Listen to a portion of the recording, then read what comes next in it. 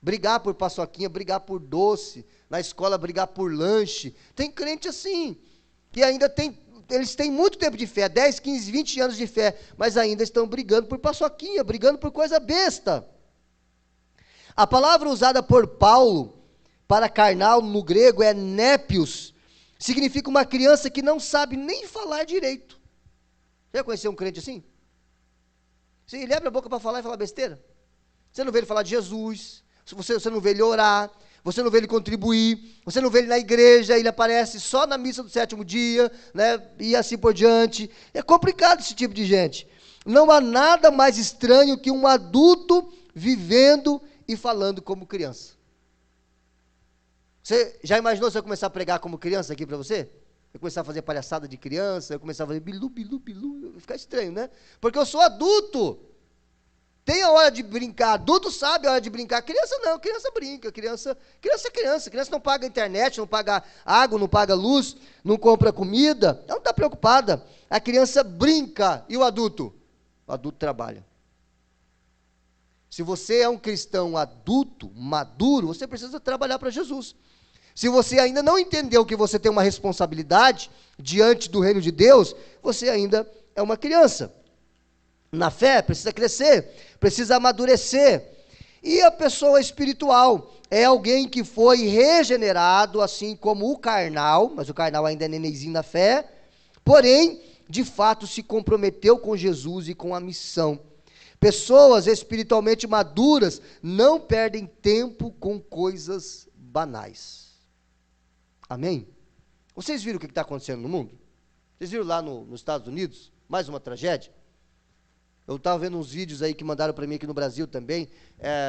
Gente, vocês não têm ideia do tanto de gente que morre por dia de forma trágica. Uma nova pandemia, estão falando por aí, estão falando de chip, estão falando de países que estão quebrando, países que estão fechando, países que não voltaram ao normal. Está vindo eleições aí no final do ano e o bicho vai pegar, pode ter certeza. Gente, é tanta coisa doida acontecendo no mundo. E nós temos a revelação de Deus, nós sabemos para onde as coisas estão indo. Muitas vezes a gente se perde ainda na bagunça do mundo. Nós não somos daqui. Nós já estamos com Cristo, reinamos com Cristo pela fé. Nós somos passageiros aqui, peregrinos aqui. Então a nossa mente, o nosso pensamento, a nossa cabeça precisa estar em Cristo, precisa estar na glória. Do versículo 1 ao 4, então, entendemos que pessoas espiritualmente maduras não perdem tempo com coisas banais. Irmãos, quando estive com vocês, não pude lhes falar como uma pessoa espirituais, mas como se vocês pertencessem a este mundo. Vocês não pertencem mais a este mundo. Ou como se vocês fossem criancinhas em Cristo. Tive de alimentá-los com leite, não com alimento sólido. Não tinha condições, tinha que ser mamadeira, pois não estavam aptos para recebê-lo. E ainda não estão, porque ainda são controlados por sua natureza humana, pela carne. Vocês têm ciúmes uns dos outros, discutem, brigam entre si. Acaso isso não mostra que vocês são controlados pela carne, pela natureza humana, e que estão vivendo como pessoas do mundo? Quando um de vocês diz, eu sigo Paulo, outro diz, eu sigo Apolo, não estão agindo exatamente como pessoas do mundo. Deu para entender, irmãos? Não, eu vou repetir o ponto aqui então. Vamos começar do início. Amém? Deu para entender, irmãos? Amém, que bom, glória a Deus. No ponto de número 2, do versículo 5 ao 9, o que é que nós aprendemos? Bota lá no ponto primeiro, para a gente ler junto aqui, não sei se já leram. Depois você volta para o versículo. Isso, é necessário maturidade. Agora a gente vai para o versículo. A maturidade espiritual inclui entender que homens são apenas homens. E para isso é necessário maturidade. Olha só o versículo 5. Paulo vai dizer assim, afinal quem é Paulo? Se você diz que você é de Paulo, e você diz que você é de Apolo, grandes coisas é Paulo, grandes coisas são Paulo e Apolo, ou Pedro. Afinal, quem é Paulo? Quem é Apolo? Não são apenas, olha essa expressão, essa palavrinha, não são apenas servos de Deus, por meio dos quais vocês vieram a crer? São homens. E as pessoas idolatravam Paulo, Apolo, Pedro. São homens normais, comuns. Claro que eles têm uma responsabilidade. qual cada um de nós fez o trabalho do qual o Senhor nos encarregou. Então Paulo está dizendo, eu tenho a responsabilidade de fazer o trabalho, de pregar, de ensinar, de discipular. Apolo também, Pedro também. Cada um de nós fez o trabalho do qual o Senhor nos mandou fazer. Aí ele vai dizer, eu plantei, Apolo regou, mas quem fez crescer? Quem fez crescer? Deus. É Deus quem faz crescer. Se Deus não prosperar, a coisa não acontece. Não importa quem planta ou quem rega, mas se Deus que faz crescer. Quem planta e quem rega trabalham para o mesmo fim. Paulo, Apolo e Pedro estão no mesmo time.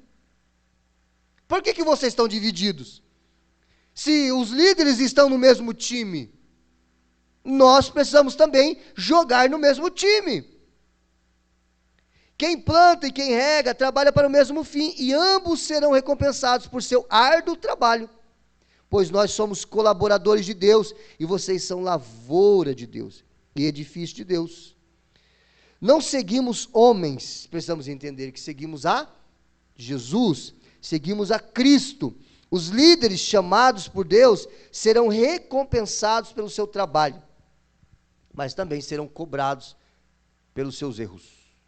A quem muito é dado, muito será cobrado. A quem muito é confiado, muito será também cobrado. Você vai ver no próximo ponto que Jesus, ele é o alicerce de toda a vida cristã. Aparece no próximo ponto, do verso 10 ao 11. Jesus é o alicerce da vida cristã. Quem é? Jesus. Ele é a base. Paulo lançou o alicerce é Jesus. Verso 10. Pela graça que me foi dada, lancei o alicerce, como um construtor competente.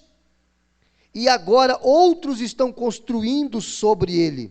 Mas quem constrói sobre o alicerce, precisa ter muito cuidado, pois ninguém pode lançar outro alicerce além daquele que já foi posto, isto é, Jesus Cristo. Paulo está dizendo, lancei o alicerce. Qual é o alicerce?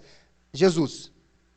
A fé em Jesus. A minha confiança está em Jesus. Jesus é o meu Salvador. E agora? Agora, os demais líderes e ensinadores vão construir o edifício. Que edifício é esse? É a igreja. Jesus é o cabeça, ele é a base, ele é tudo.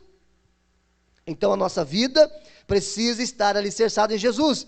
Jesus é a rocha onde nossa vida está edificada. Lembra de Mateus 16? Quando Pedro disse, tu és o Cristo, filho do Deus vivo. E Jesus disse, olha, eu digo que tu és Pedro, e sobre esta pedra edificaria a minha igreja. Era sobre Pedro? Não, era sobre a declaração de Pedro, de que Jesus era o Messias. Então, essa verdade, de que Jesus é o rei ungido, de que Jesus é o descendente de Davi, de que Jesus é o salvador daqueles que creem, essa é a base, e nós não precisamos de outra base. Não existe outra rocha, outra fé, outro caminho. Lá em João 14:6, o versículo áureo que nós sempre citamos aqui, Jesus disse, eu sou o caminho, eu sou a verdade, e eu sou a vida. Gálatas capítulo 1, versículo 9, diz que se alguém pregar um outro evangelho, se alguém colocar uma outra base, esteja debaixo de maldição. Bem feito. Se colocou outra base, se ensinou outro caminho, se colocou outra pessoa no lugar de Jesus, que esteja embaixo de maldição. É isso que Paulo disse. E não foi leve, não. Ele disse, ó, seja amaldiçoado. Quem colocou outra base, seja amaldiçoado. Porque só há uma base, só há um evangelho, Jesus Cristo, caminho, verdade e a vida. Gálatas 1:9. Não é o que estou falando, não. É Paulo. Chegar lá no céu, você pergunta para ele. Ponto 4, do versículo 12 ao versículo 15. O que a gente aprende? Lá no slide. Alicerce correto. Ok. Jesus é o alicerce. Alicerce correto. Motivação errada. Sabia que isso é um perigo? Você pode sim alicerçar em Jesus, fazer tudo bonitinho, mas estar com a motivação errada. Mesmo edificando sobre o alicerce correto, minhas motivações podem ser equivocadas. Minhas motivações podem ser erradas. Eu posso estar sendo movido por motivações carnais, por motivações egoístas. Eu posso estar sendo movido pelo meu egocentrismo, eu posso estar sendo movido pelo meu desejo de aparecer, eu posso estar sendo movido pelo meu desejo de ser conhecido, eu posso estar sendo movido pelas minhas vaidades. Então eu estou construindo sobre Jesus, estou fazendo as paredes corretamente, pregando o evangelho, mas o que me motiva?